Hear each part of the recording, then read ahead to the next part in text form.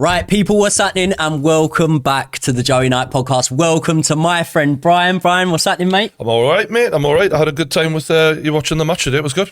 Yeah, do you know what? I rocked up early so we could watch the game together. And you were saying you're quite excited to watch Chelsea at the minute because no matter what, win, lose or draw, it's great, isn't it? It's good entertainment. Yeah. For me, not so exciting. My heart rate is going through the roof every single time Chelsea play at the moment. Mate, watching you in those last 10 minutes is hilarious. Oh, do you know what? But I predicted it, didn't I? We're going to recap the match a little bit. But when we went, I think we were 3-1 up at the time. And I said to you, we're not comfortable at all. I'm still just as worried if we're drawing 0-0 or something. And obviously we did see some positives from Chelsea today. And you know what? Before the game, if you had said to me 3 points, I would have took them however they were possibly given to us. But we obviously started off the match pretty well. I think first sort of 15 minutes or so, Brighton looked the more comfortable in possession. Yeah, they were on the ball a lot. Yeah, and I was a little bit worried of like, all right, are these going to stop playing through you guys? But obviously there was the sending off, right? That changed everything.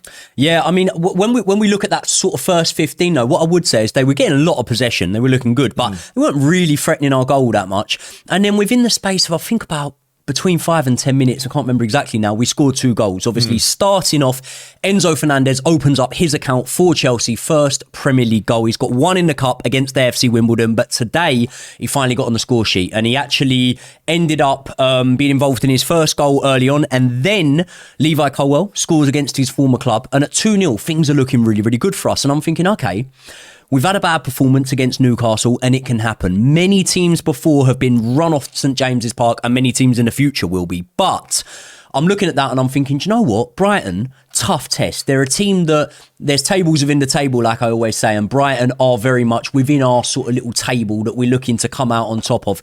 We're 2-0 up against them. And all of a sudden, the ball, I can't even remember who scored it for Brighton, but it comes over, he cuts inside, curls it in to the left-hand corner.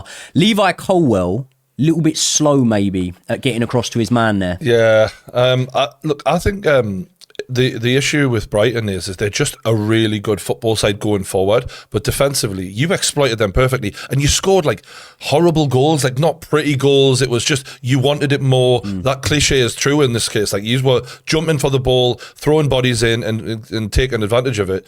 But that's why I was excited about this game, because both teams just concede, and you have these moments where people do switch off, and I do think that that happened with Colwill. Yeah, I think it's I don't want to call it a collapse, because I'm very conscious of like understanding that as a Chelsea fan, I've got to take the wins where I can at the minute, man, and I've got to be happy when I can. But I've actually seen us lose games where I think we've performed better than we did in that match this season. Yeah, I didn't think this was your best anyway, yeah. No, and I think there was a moment when we came very, very close to combusting, because we can see the goal, and within the space of 60 seconds, 90 seconds or so, Conor Gallagher gets sent off. Now, I'm not going to go into whether the sending off was fair or not fair. In my opinion, I'd said this to you before, I thought there was probably 4 incidents which on another day Conor Gallagher could have received a booking for. What is it with Chelsea and having captain sent off at the minute? Well, we were literally having a conversation as this happened, right before, like 50 seconds before max, and we were saying, if you were going to change anything about Chelsea in the January transfer window, you want more leaders. And right as that happens, the second captain in 2 weeks gets sent off because the other lad's still suspended. And of the 2 leaders who you'd want on the pitch, neither of them are, for the same reason. Total lack of discipline. And it's not that he was trying to hurt the guy jumping into him, but you have to switch on a bit here and think, if you're on a yellow card, play differently. Yeah. And when he's diving in multiple times, I'm thinking, why is Poch not shouted him, like, calm the hell down, mate, what are you doing? And again, this was not the ball wasn't in a position where Chelsea were in any danger. What was it, around the halfway line? Yeah. What are you doing? Yeah. So I think that was just another example of the one thing Chelsea are lacking, despite all of these great young players that you've signed. It's just calm heads, leaders, and the only 2 of them who were captain are now both being sent off 2 weeks running. And when we went down to 10 men there, the scoreline's 2-1, and we're looking at things and we're thinking, mate, this may not end well for Chelsea. I hold my hands up. I turned around to you at the time and said, you know what's happening here? They're coming right back into this match and we might end up losing it. Yep. And it didn't look good for us. Mykhailo Mudryk, a man who completely divides opinion at the moment. I think he shows glimpses of brilliance. I don't think that he's living up to the price tag just yet, but I think you could level that at a lot of players, and I think that we might change our mind on it as it goes on. He goes through on goal.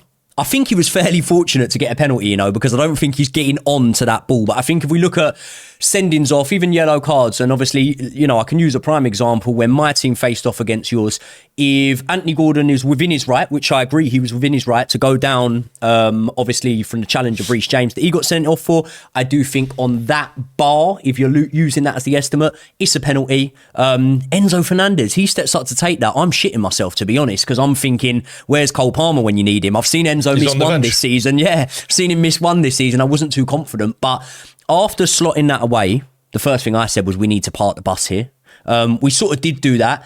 And I think, listen, sometimes luck's not on your side, because I think in the Arsenal game we sort of deserved to win. In the Man City game we deserved to win because it wasn't a penalty, I don't think, on Haaland from Cucurella. Today I think luck was very much on our side, but I think we can sort of have some positivity about that and think, you know what, 3 points are 3 points regardless. And it wasn't a vintage Chelsea performance. It's probably not one that sends shivers down your spine, knowing that we're going into a match in a couple of weeks' time facing off against you lot in the Cup. But a win's a win, isn't it? I think this game really kind of sums up a lot about Chelsea. Hit and miss.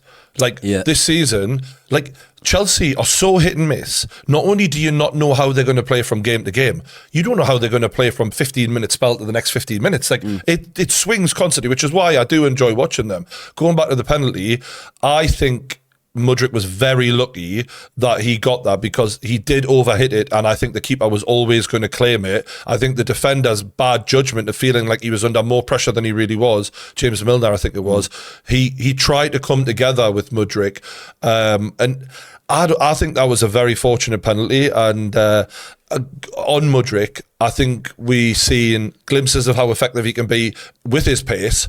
But my thing right now is his footballing brain, and I'm not a believer. I think you need to show me more. With the length of time he's been at Chelsea by now, I think we should have seen more from him, like Cole Palmer has shown immediately. He has got the footballing brain. He's got the ability. I think Mudryk is a good athlete with okay footballing ability, and he's going to be a threat because of how quick he is. But I thought he would have been better.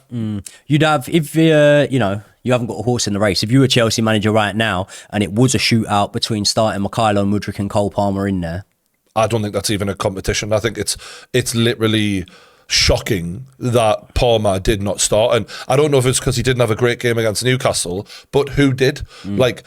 Cole Palmer has shown with his goal involvements, he is maybe the most important player at Chelsea, one of them. So I think maybe there's something that happened in training. We don't know all the backstory, but if Pochettino keeps starting Mudryk ahead of Palmer, that would be mental for me. I don't think they're on the same level at all. Nah, I'd agree with you there. But listen, I hope Mudryk comes good, man. But I just think Cole Palmer's a level above what we've got in that area at the moment. Looking forward to January, obviously Chelsea have spent a lot of money.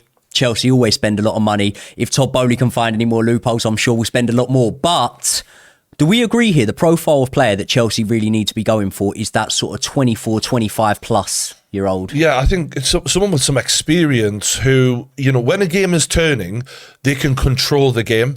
I feel like that's something that Chelsea really don't have a lot of. They don't, despite the amount of money you've spent on these midfielders, they're talented, but they're lacking that control to actually slow a game down.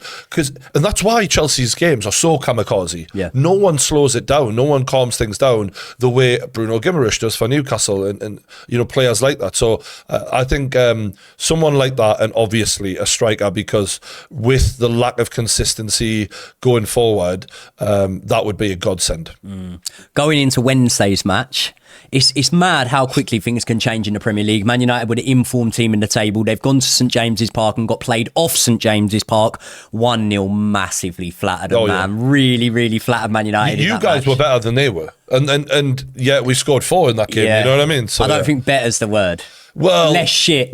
more of harder to beat, for sure. But what did I say to you before, right? When we look at boxing, if know, if there's a fighter and someone never lands the jab on him, you don't continuously keep going, he couldn't land the jab on him, You end up looking at the fighter and going, he nullified that man's jab. And I think you've got to look at Newcastle at the moment and go, they're nullifying these teams that are coming there. Arsenal have gone to St James's Park and lost. Man United, Chelsea, and many more teams will. PSG. So I think that I'm not going to be too down on that Newcastle match as down as it felt. I'm looking at today's result. It wasn't pure, class performance, but we got the result. I'm going into this Man United game confident now. You've got to go at them as well. Like, I think that's the key is with a keeper like that, with the way Manchester United basically accepted defeat before the game even started against Newcastle. Mentally, they are weaker than Chelsea right now.